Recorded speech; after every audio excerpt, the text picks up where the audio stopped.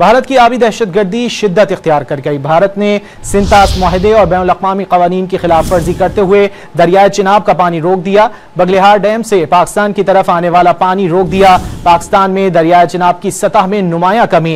Head Marala पर बहाव 87,000 से गिरकर 38,000 क्यूसेक रह गया। किशन गंगा डैम से भी पानी रोकने की तैयारी कर ली गई।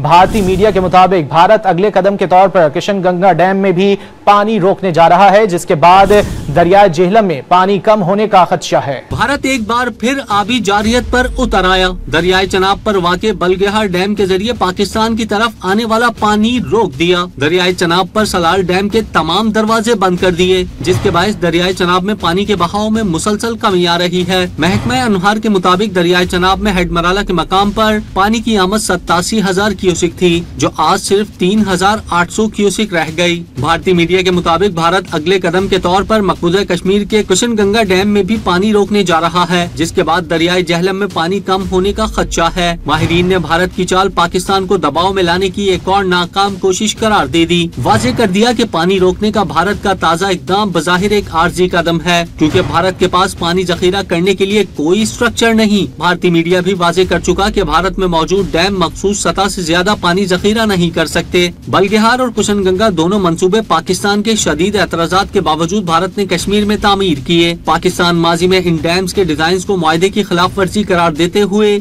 आलमी बरादरी और आलमी बैंक से रुजू कर चुका है। आलमी बैंक भी तस्लीम कर चुका कि भारत की डैमों की तामीर में बेशतर पहलू काबिल